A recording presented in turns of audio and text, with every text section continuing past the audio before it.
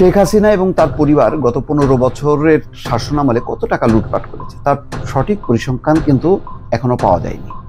নানা রকম কথা বলা হচ্ছে, তার মধ্যে রূপপুর পারমাণবিক বিদ্যুৎ কেন্দ্রে বলা হচ্ছে 5 থেকে 6 বিলিয়ন অর্থ তারা ঘুষ হিসাবে নিয়েছে এবং সেই ঘুষের এই কাণ্ডে যুক্ত ছিল শেখ রেহেনার কন্যা টিলিপ সিদ্দিক। কেননা পুতিনের সঙ্গে ওই চুক্তি স্বাক্ষর অনুষ্ঠানে তাদের পুরো পরিবারের চিত্রটা সবাই দেখেছে এবং আন্তর্জাতিক গণমাধ্যমেও কিন্তু এটি যথেষ্ট পরিমাণ হইচই হয়েছে। তারপরও মানে সবই হলো জল্পনা কল্পনা। আর একটা হলো যে সাবেক ভূমিমন্ত্রী সাইফুজ্জামান চৌধুরী লন্ডনে যে 350 বাড়ির সন্ধান পাওয়া গেল, সেই বাড়িতেও শেখ হাসিনা এবং তার পরিবারের ইনভেস্ট আছে, এটাও অনুমান করা হচ্ছে। এইভাবে সালমান এফ রহমান, এস আলম, এমনকি কর্নেল ফারুকের ভাই আজিজ খান সামিট পাওয়ার, সেখানেও তাদের ইনভেস্ট আছে, তাদের টাকা গচ্ছিত আছে।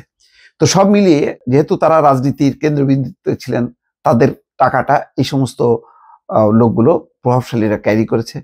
আরেকটা হচ্ছে যে এস আলম সবচেয়ে বড় তাদের মানে কি বলে ক্যাশিয়ার এস আলম, তার কাছেও বিপুল পরিমাণ টাকা। সব মিলিয়ে একেবারে নগদ পাওয়া গেছে বা কি পরিমাণ টাকা তার কিন্তু আমরা পরিসংখ্যানটা পাইনি। তবে আজকে একটি খবর কিছুক্ষণ আগে বিভিন্ন টেলিভিশন স্ক্রলে দেখা যাচ্ছে যে শেখ হাসিনার স্বার্থ সংশ্লিষ্ট এবং শেখ হাসিনা, শেখ রেহেনা, জয়, পুতুল, রেহানা তাদের এবং তাদের স্বার্থ সংশ্লিষ্ট প্রতিষ্ঠানের 31টি আরো 31টি ব্যাংক হিসাব অবরুদ্ধ করা হয়েছে, অ্যাকাউন্ট ফ্রিজ করা হয়েছে।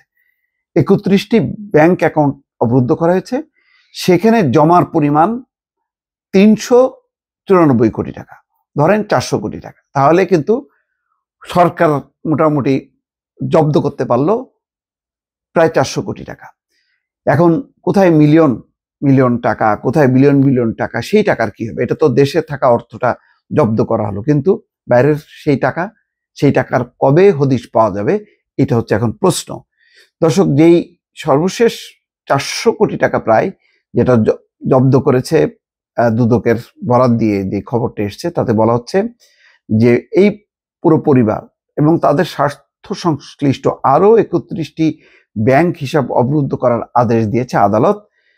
দুদকের তথ্য অনুযায়ী 31টি ব্যাংক হিসাবে জমা থাকা অর্থের পরিমাণ 394,72,805 টাকা। দুর্নীতি দমন কমিশনের পৃথক আবেদনের শুনানি নিয়ে মঙ্গলবার মহানগরের জ্যেষ্ঠ বিশেষ জজ মোহাম্মদ জাকির হোসেন এই আদেশ দেন। এর আগে 11 মার্চ ক্ষমতাচ্যুত সাবেক প্রধানমন্ত্রী শেখ হাসিনা, জয়, পুতুল এবং বোন শেখ রেহেনা সহ তাদের সংশ্লিষ্ট 124টি ব্যাংক হিসাব অবরুদ্ধ করার আদেশ দেয়। তাহলে এখন 400 কোটি টাকা, সেটাও কম টাকা না। একটা পরিবার এবং তাদের স্বার্থ সংশ্লিষ্ট যে প্রতিষ্ঠান, সেখান থেকে 400 কোটি টাকা পাওয়া, এটা একটা প্রাথমিক অগ্রগতি।